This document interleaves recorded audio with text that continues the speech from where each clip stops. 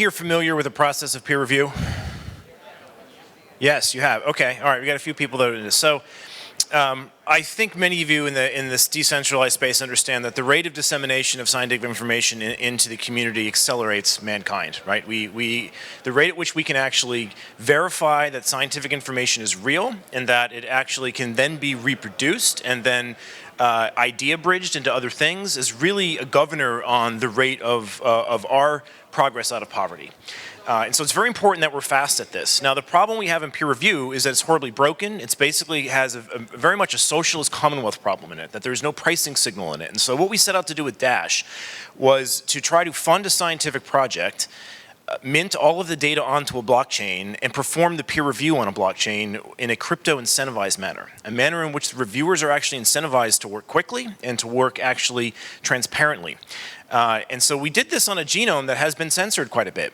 Part of our passion for doing this is that science is frequently censored. In fact, I'd argue it is the most damaging form of censorship that we have in the world right now, because its form of censorship is actually slowing down the rate of scientific dissemination. I don't care if you're getting censored on Facebook based on your opinions. That's one thing, it's awful, it's unfortunate, but when you start censoring the actual scientific truth, you end up having a society that fights over global warming, vaccines, cannabinoids, you name it. All of this stuff is just heavily debated, and if you dig into any scientist who knows any one of those fields, they'll tell you there is no consensus. And that's mainly because the peer review process is in fact broken and does not resolve itself like a cryptocurrency might. So if you look at things that actually drive high fidelity transfer of information, one thing you need to look at is DNA. All right, now the currency in DNA is this molecule right here. Is anyone familiar with it? I think I've already given you the answer up there. It's ATP, right? Your cells operate under the form of using this currency. In fact, they operate to such an extent that it is written into the DNA language whenever it replicates DNA. This ATP molecule has to get embedded into the actual language of replicating the information. This shares many themes with cryptocurrencies. You need to perform proof of work in order to propagate valuable information. We're not doing that in peer review, okay? In fact, we have no price signals in peer review. There's almost no proof of work in peer review. There's proof of anonymity, where you don't even know who the people are that are doing the review. So it's important we look at these concepts that in order to thermodynamically overcome entropy, you have to put energy into the system to propagate healthy information. We understand this in cryptocurrencies, we understand this in the genomics, we do not understand it in peer review. So we set out on a project to sequence a cannabis genome. I sequenced a cannabis genome in 2011. With the technology we had at the time, it ended up very fragmented. We ended up with pieces or blocks of DNA sequence that are about 3,000 letters long. The traditional human genome project that I also worked on was celebrated at the White House when we hit a block size or a contig size of 500,000 letters long. That was when we got the DNA sequencing to gel into stretches on average that were at least 500 letters long. We didn't get there with cannabis because it's a harder genome to sequence, and of course there's complications in doing it. You really can't get funded to sequence this stuff. You can do it if you're doing something with cryptocurrency, because they can fund you regardless of your politics. So we need why do it? We need a complete cannabis reference for many reasons. One, we want to do accelerated breeding, which is known as marker-assisted selection. Instead of using your eyes to stare at, like Mendel was staring at pea colors, you stare at 100,000 markers in the genome and you can rapidly follow those changes in a desired path. You just have to tie those genetics toward the desired outcome and you can more quickly screen plants under selection. This is how all modern agriculture is done. It's done on crops that cost about $2 a pound, and it's very easy to deploy on crops that cost $1,000 a pound. It's very affordable. But we need a genome to build these SNP chips off of. We also want to sequence other cannabis plants, medicinal ones that make both THC and CBD, which have not been done yet. We've sequenced a couple type 1s, which make all THC, a couple type 3s that make all CBD, but not any plant that has been sequenced that does both. So we wanted that done. We proposed this to the Dash network to do it. They quickly funded it once they realized this problem was going on. There are cannabis patents now issuing, and these patents end up being extraordinarily broad. You can see some of the claim language up there. I encourage you guys to look at these things, but basically any type 2 plant is covered by this patent as long as it does not have myrcene as a dominant terpene, and they have another patent that is a little bit broader, where if you have a certain ratio of THC to CBD, they own all those too. And so we wanted to pick a strain that would challenge this patent and potentially be a resource for people to see if their plants fell outside of the patent, because this plant that we picked actually dates back to 2007. It predates the patent by many years. The patent has dates from 2013. So this is a plant known as Jamaican lion. It grows very quickly. It won a San Francisco Cannabis Cup in 2011. There's lab reports of its actual chemotype and genotype, I should say chemotype, back from 2012. And it's a living plant. We want there to be a living plant because in order for you to replicate this work, someone else needs to be able to grow this and sequence it and prove that it's the same. And we also want a living plant so we can perform experimentation. It's hard to sequence a genome of a dead plant and do much with it. You know, you can't then go and modify the plant or do anything to test any of the hypotheses you find in the data if the plant's then dead. So we have this plant still alive, and it's a helpful scientific resource. We went about chemotyping it at a lab to know what types of cannabinoids and terpenes it makes. We grew it hydroponically so that there are fewer microbes embedded in the root system. That's important for genome sequencing. You don't want all the microbes obscuring the sequence of the plant because they oftentimes vascularize into the tissue. So this is when we turn to the Dash Masternodes network to try and fund the sequencing of this. And I'm pretty certain people here probably understand Dash as a treasury, and it's got 10% of the mining rewards are getting minted into a treasury that the masternodes vote on, and there's about 4,800 of these masternodes around the world. And on June 3rd, they funded this. So here's the progress since funding. The first thing we did once they funded it is we screened a bunch of plants with an assay that we make at our company called UPCR. It's just a colorimetric PCR assay that changes color if the plant makes THC or CBD. So we can screen for these to figure out which ones are type 2s. We then graduated a few of those type 2s onto an Illumina sequencing platform. This thing can only sequence about 150 letters at a time. So it can give you some understanding of the cannabis genome, but it clearly failed giving us an understanding of the full genome back in 2011. It doesn't really assemble into a beautiful genome. Nevertheless, you can screen for heterozygosity. You can screen for which plants have the least amount of mutations, and those are the ones you want to graduate into making a reference. And then the next biggest challenge is getting high molecular weight DNA out of the plant. In order for you to really kill this genome and sequence it well, you want to sequence with very, very long reads. Well, that means you have to have very long pieces of DNA, and they don't come out of the plant very easily. Just pipetting the DNA alone is going to shear up these molecules, so it's very challenging to get 50,000 base pair DNA out of the plant. We spent the summer trying to do that.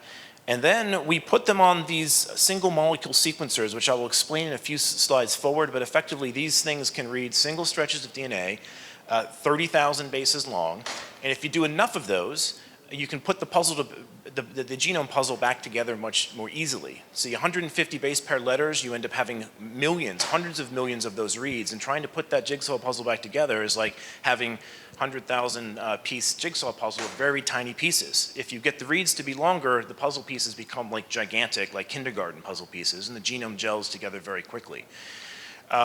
So that being said, we assembled this, and the genome quickly bumped up to a 648 kb N50. So the average size of the sequence we have now is bigger than what we celebrated with the Human Genome Project back in 2001. This becomes a gold standard reference, but we weren't done with it just then. There was a couple other tools that popped out, and we still had more funding, and so we went about and got this technology from Phase Genomics.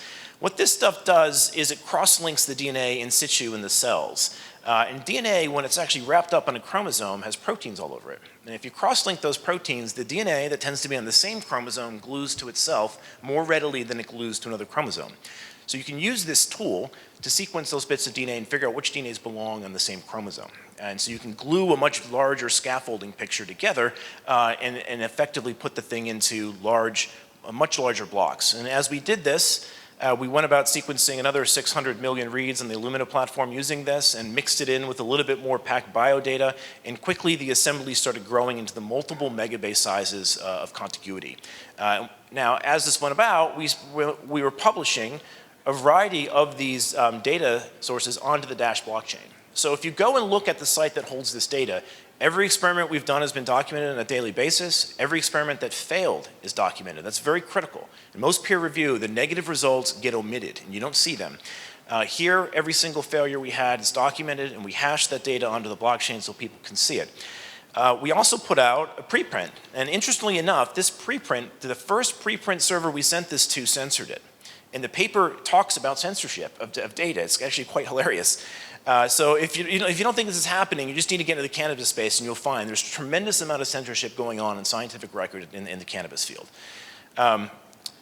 I'll touch on the technologies just briefly. The PacBio system is very cool. It uses these zero-mode waveguides. This is a way of breaking the diffraction limit of light, so you can measure things that are smaller than the actual wavelength of light. So this can eavesdrop on a single polymerase molecule, reading a long stretch of DNA with fluorescent nucleotides getting incorporated, and it gives you one of these chromatographs that are multicolored, and that's basically watching a movie of a polymerase putting these things in place during replication. And so you get these long stretches and these long movies of polymerase incorporation, and you see it across millions and millions of zero-mode waveguides that they use to do this. The other technology is that chromatin cross-linking thing, and it's very important because it gives you a three-dimensional view of the genome. Most genomes are displayed on Google as these flat little chromosomes. It's not really how they are in the cells. In the cells, they're really like this Gordian knot over there. And when you cross-link those things and sequence them, you get a contact map that shows you what the three-dimensional structure of the genome is. And we've never had that before on the cannabis genome, and it's now there.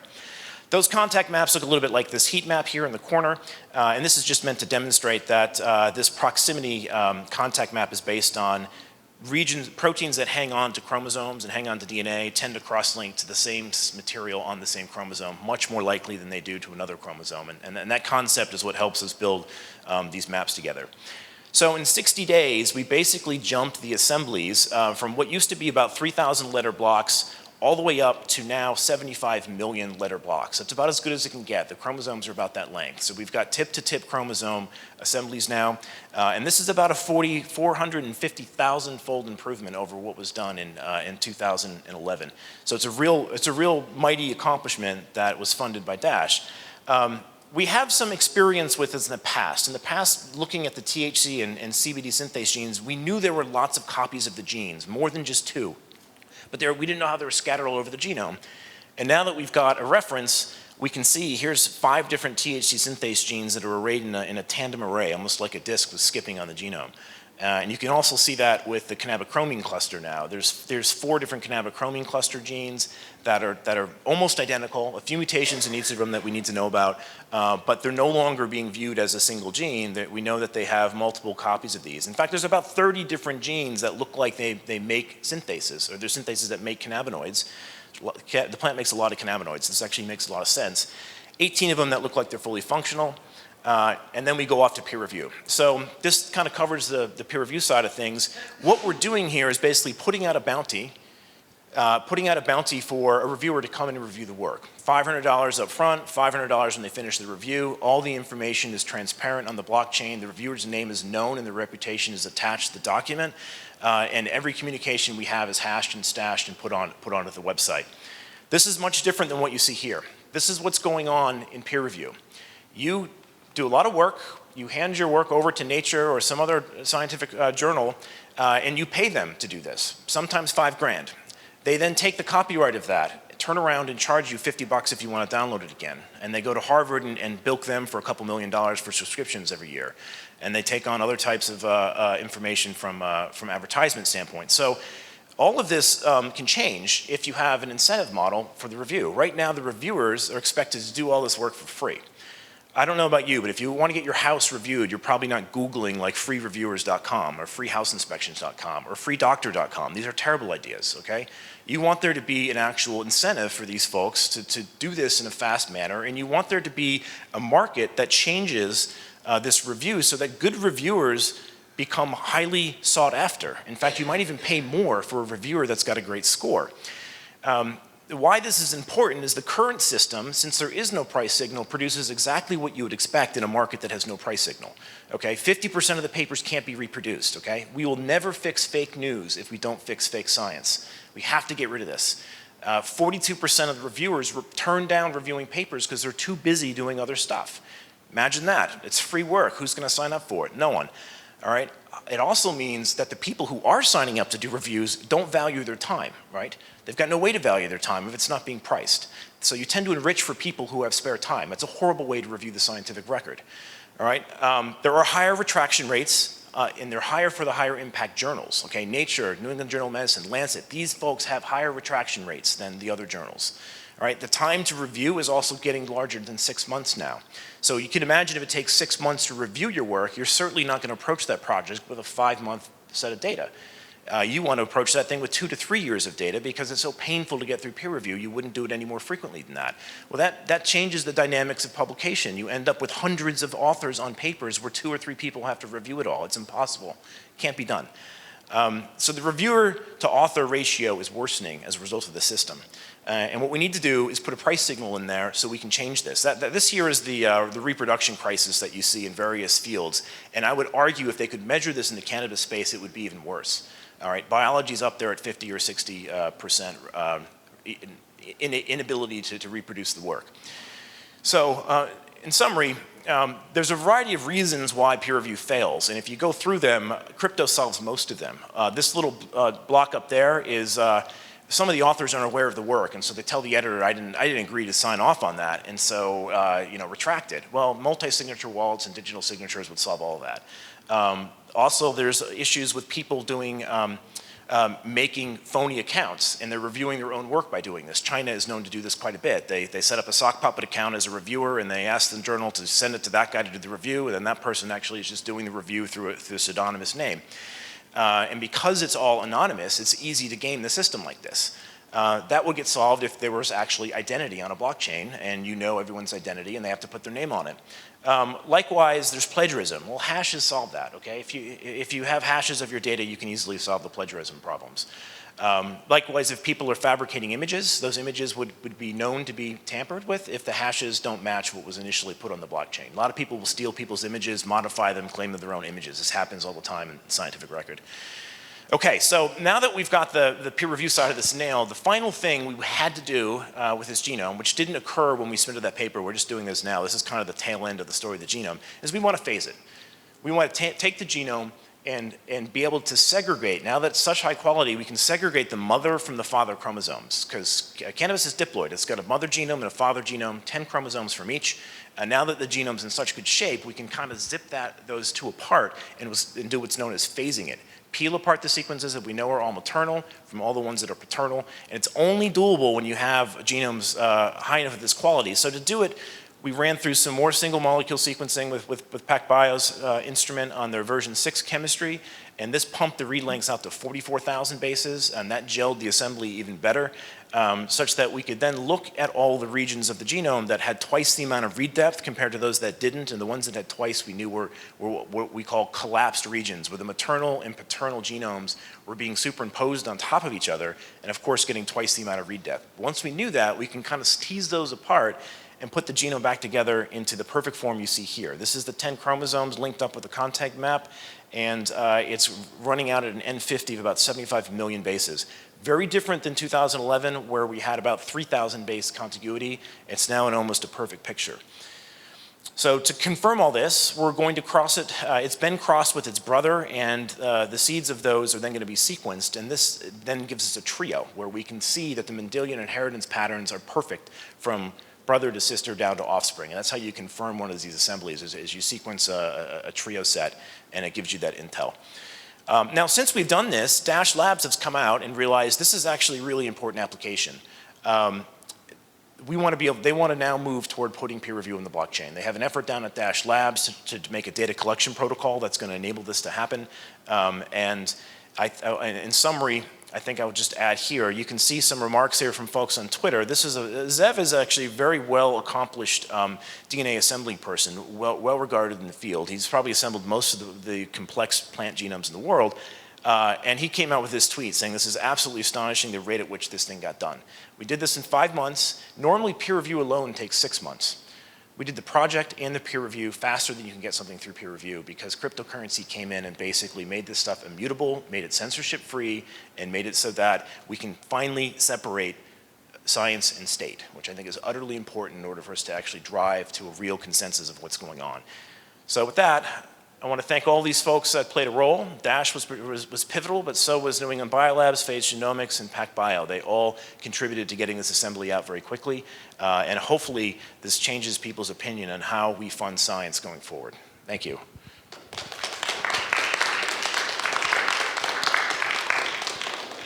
We have a few minutes for questions. You need to get to the microphone? Yes. Yep. Yes. So where do you do your research? It's Colorado, legal states? Like how do you know? That's a good question. I think you're saying, where do we do the research? So Massachusetts is also legal, and you can move DNA around without a problem. Massachusetts allows people to grow 12 plants in their house. This is a patient that is protected by HIPAA, so I can't disclose who they are, but they grew this plant for their own cancer treatment and wanted to see it get sequenced. Because they wanted it to be outside of the patent or in the patent? No, these folks were interested in being outside of the patent. They were somewhat distressed that a plant that they had been growing since 2007 was now covered by a patent, and it was also a plant that's treating a lot of patients with cancer, so they did not want it to be patented. They were doing this to open source it. So how many organizations are starting to read from the chains that you're entering into, and then how do they find the specific entries? Are you flagging it with some kind of index, and how are you keeping track of all the entries across the chains? Okay, so I'm sorry, was the question about like DOI numbers for journals, or was it about hashes on blockchains? I guess more the first one. How are different organizations actually going in and reviewing the entries once you enter? Okay, so the way that Crypto Review worked is we put it through a preprint server known as OSF, which has no filter. So there's no censorship there. And that delivers you a DOI number, which PubMed will pick up and reference the work. Then we're advertising a lot about the work on Twitter, LinkedIn, a lot of social media outlets as we can. The data was also mirrored up onto IPFS, onto Mega, onto NCBI, which is government server, and on AWS. So we've spidered it across 4 different networks to have some, that's important. There's a 17% data decay in scientific records right now. So every year about 17% of the data disappears because the website they put it on came down, or the person was no longer funded and couldn't host it anymore. So we've scattered this into many, many places to try and prevent that.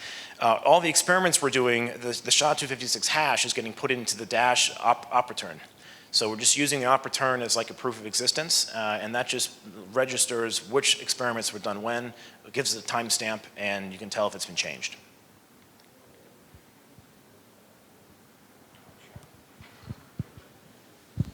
All right, well, I want to say that this is actually very encouraging for somebody that was pretty heavy into science at some point in my life. Coming out of high school, I did have issues. Even then, looking through certain aspects of biology, not even related to marijuana, but just in general. Where do you see the future of this going? Do you find adoption already, I mean, kind of to piggyback on the previous question, are you already seeing increased adoption, or do you feel like you're having to, for lack of better ways, put like a price signal on the other side of things as well, like encourage people to go here instead of all the normal journals that are happy to peddle whatever people pay them to? So that's a good question. I'm relieved that Dash Labs actually sees this as being valuable. This was meant to do it once, and we didn't put the infrastructure in so that everyone else could do it again. We just wanted to demonstrate how quickly could we do it and did it make sense. We may find that different economic models come out of this, that maybe the journals capture some of the money and more of it goes to reviewers. Maybe they're cut out entirely. I don't know. I think there's a lot of experimentation that needs to be done here to see what that right economic fit is. Surely the cost of publishing in these journals is no longer costing $3,000 now that everything's digital. Really, if they want to maintain their image of quality, they really ought to think about paying the people that review the quality, as opposed to demanding that the academics do all this work for free and they keep all the money that's done in the peer review process. I think that balance needs to change, and I think these cryptocurrency tools are going to force that change. How quickly it gets adopted, well, this is not everyone understands how to run hashes and stashes and all that stuff that we do with cryptocurrency. That may take a learning curve. We did put out a paper that demonstrated it was really more about how to replicate this from a cryptocurrency standpoint than how to do this from a molecular biology standpoint, because the molecular biology stuff has been heavily published on many other plant genomes and is probably obvious. The cryptocurrency side is not. Yep. All right. Thank you.